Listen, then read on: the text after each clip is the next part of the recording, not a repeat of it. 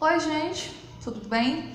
Na nossa aula de hoje, nós faremos a correção da atividade prática linguística, que se encontra na página 83, como também da questão escrita em questão, que está na página 91, tá bom?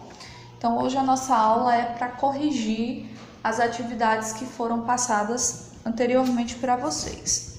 Na página 83, nós temos um texto cujo título Pensar é Viver, certo? Ele é um texto extenso, então eu não vou fazer a leitura desse texto. Vocês provavelmente a fizeram em casa para poder responder as questões. Eu vou passar logo para a página 84 para a gente poder analisar este conteúdo, tá? Fazer a correção. Primeira questão: todos os textos têm uma função comunicativa. Isto é, por meio deles, alguém expressa informações, críticas ou etc. Se você faz uma notícia, por exemplo, a sua intenção comunicativa é informar o leitor acerca de algum fato relevante que esteja ocorrendo no cenário regional, nacional, mundial. Se você escreve um conto psicológico, por exemplo, a sua intenção é fazer com que o leitor mergulhe nas emoções do personagem. Ele é mais um texto narrativo, voltado mais para o lazer, entre aspas. Pensando nisso, explique qual foi a intenção comunicativa da Lia Luft ao escrever esse texto.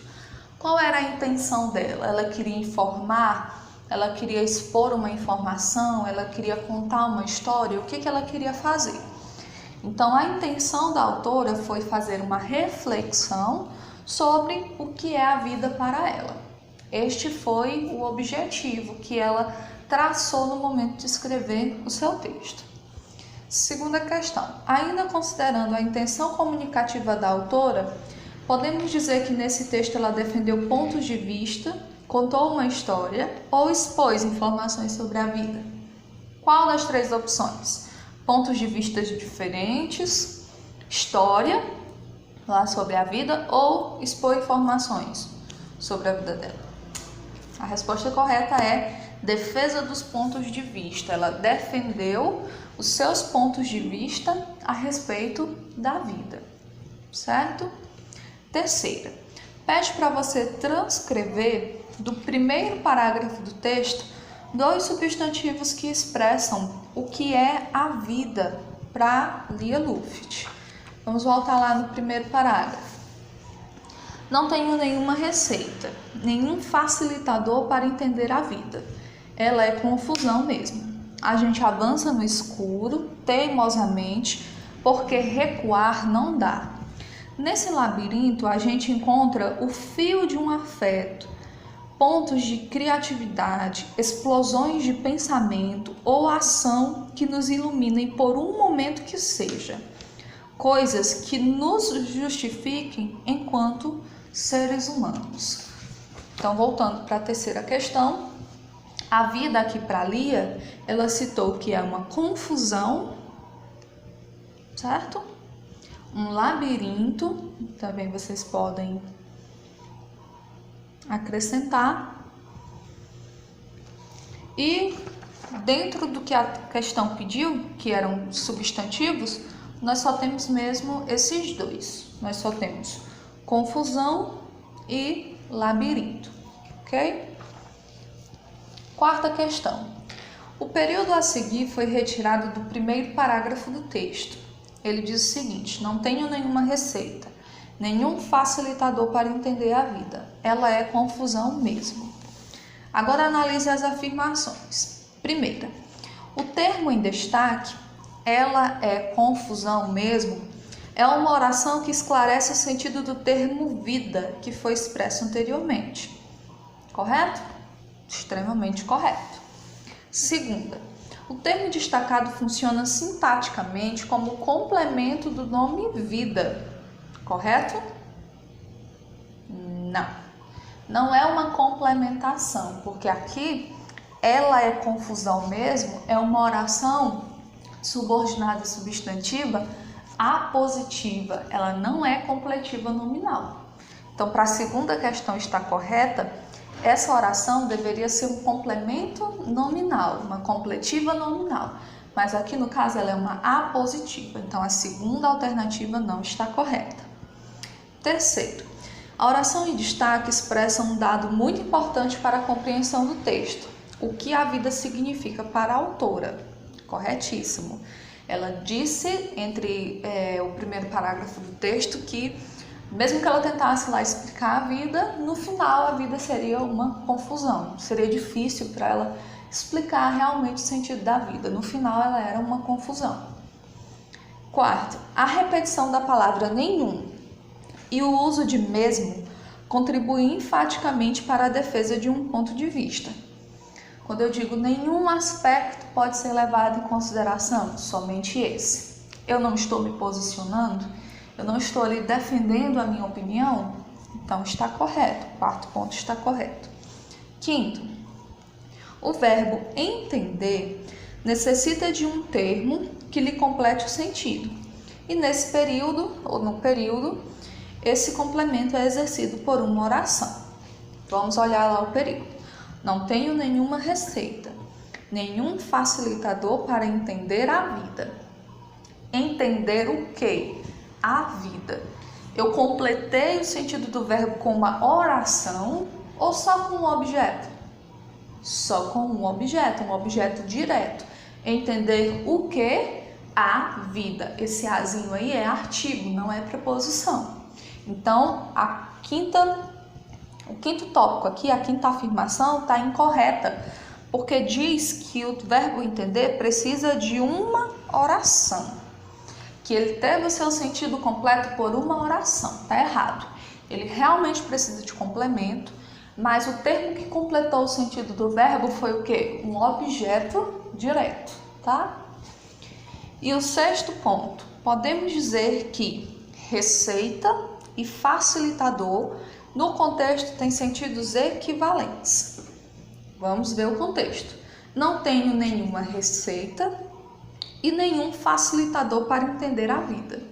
Gente, o que é uma receita? Voltando lá para os gêneros textuais que a gente estuda lá no comecinho, no segundo, terceiro, quarto ano. O que é uma receita?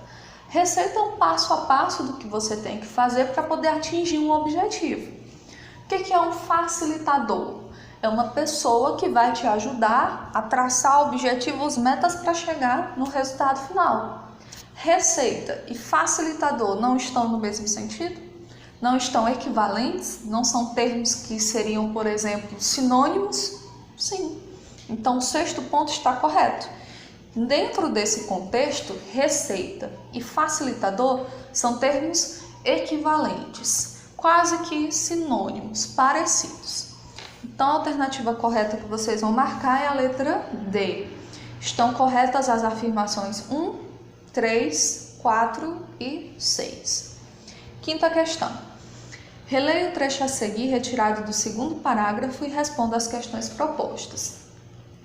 Tenho talvez a ingenuidade de acreditar que tudo faz algum sentido. Nós temos aí o termo que tudo faz algum sentido. Qual é a função desse termo? Vejam o que vem antes do termo. Acreditar. Acreditar, dentro da classe de palavras, é o quê? Um verbo. Quando você lê, tenho talvez a ingenuidade de acreditar, para aí. Acreditar em quê? No quê? Então precisa de um complemento para esse verbo acreditar ter sentido. E o complemento que nós temos, que tudo faz algum sentido. Esse complemento tem preposição? Não. Nós temos aqui o que é um pronome, mas nesse caso não está atuando como preposição. Então qual é a resposta da letra A? Qual é a função do termo? Completar o sentido do verbo acreditar.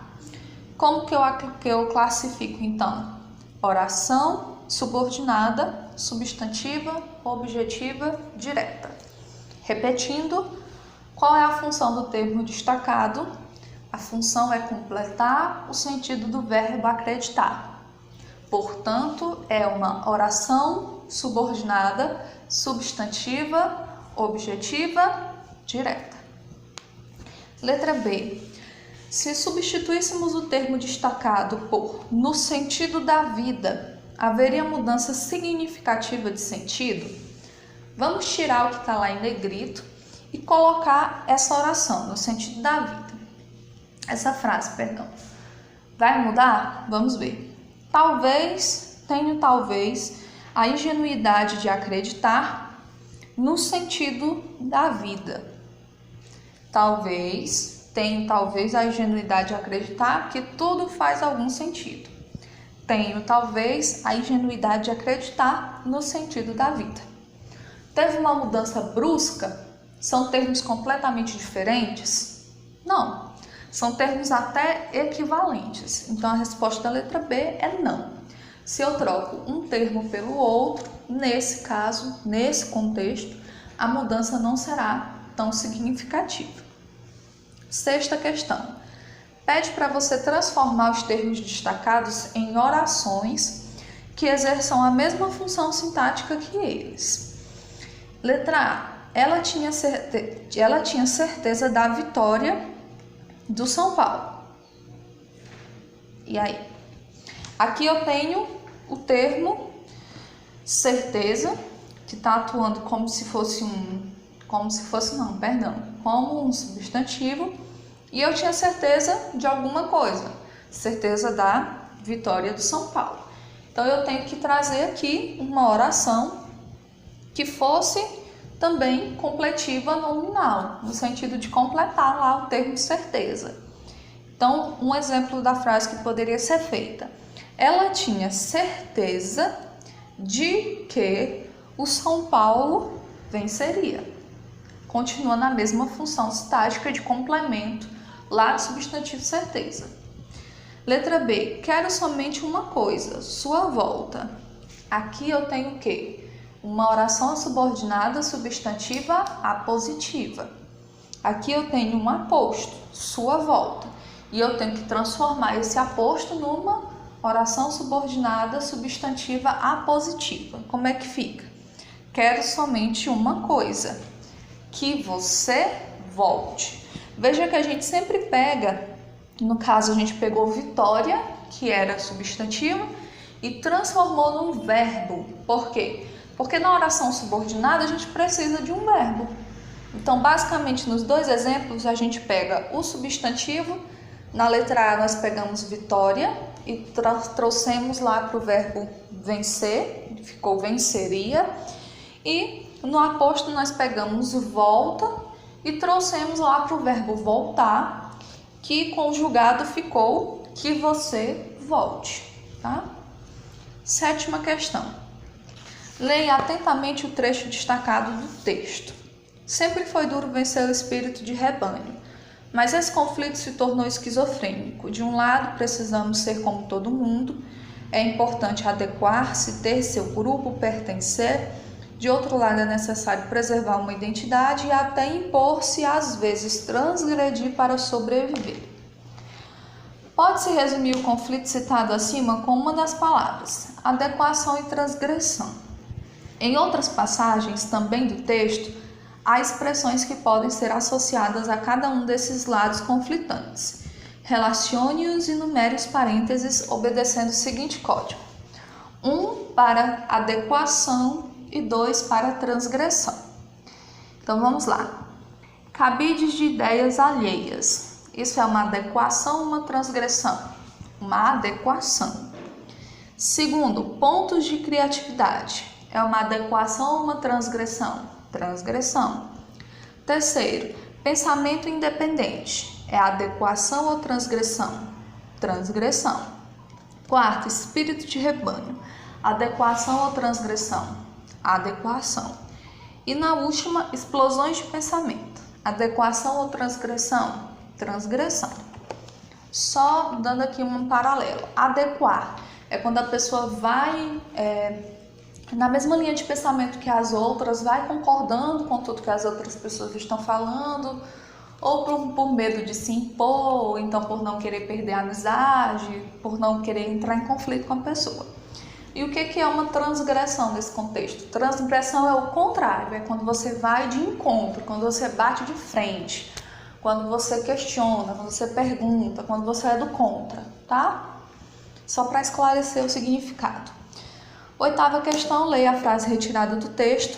Tenho talvez a ingenuidade de acreditar que tudo faz algum sentido e que nós precisamos descobrir ou inventar. O pronome oblíquo lu refere-se a qual termo? Ao substantivo sentido. O que a gente precisa inventar? O sentido. E a nona questão, reescreva a passagem do texto 1, transcrita a seguir, iniciando-a com o adjunto adverbial de dúvida. Faça somente as alterações necessárias. Aí nós temos, tenho talvez a ingenuidade de acreditar que tudo faz algum sentido. Se a gente tem que começar com o advérbio de dúvida, é só pegar o talvez e colocá-lo no comecinho do enunciado. Então fica, talvez eu tenha a ingenuidade de acreditar que tudo faz algum sentido. Correto? Página 91. Imagine que você está produzindo um conto psicológico e acabou de escrever o seguinte parágrafo. Acordou preocupado com as dívidas, com o pouco dinheiro, com a falta de trabalho. O que mais o incomodava era o desespero de não conseguir o que queria, a sensação de paz. Passava horas pensando nisso. De vez em quando esquecia por um segundo, mas logo voltava ao pensamento inicial. Não encontrava saída. Ao reler o parágrafo, você percebeu que poderia ser bem mais expressivo no seu conto, detalhando mais os pensamentos, as ações e o desespero dos personagens. Pensando nisso, reescreva esse parágrafo, transformando em orações substantivas os termos destacados em negrito. Então, o que você vai fazer aqui? Aqui você deveria ter feito, no caso, a reescrita desse parágrafo, você ia reescrever. No caso aqui, o espaço era insuficiente, você poderia ter reescrito no seu caderno. E todo o termo destacado aqui você ia transformar em uma oração subordinada substantiva de qualquer uma das classificações que a gente analisou, tá? Como essa é uma resposta pessoal, não tem como eu corrigi-la aqui juntamente com vocês, ok? Então assim a gente encerra a nossa correção. Espero que vocês tenham compreendido todas as questões. Nós temos agora o encerramento, que está na página 92. Vai da página 92 até a página 97. Eu estava atribuindo algumas notas através dos comentários no aplicativo do Classroom, por exemplo. Só que agora nós não estamos mais utilizando o aplicativo. Então, como que eu vou fornecer essa nota de participação para vocês? Através dessa atividade do encerramento.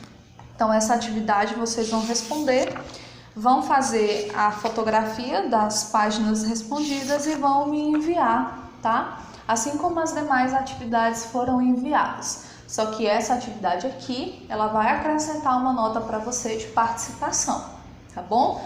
Ela é só um resumo de tudo aquilo que você viu durante o capítulo, ok?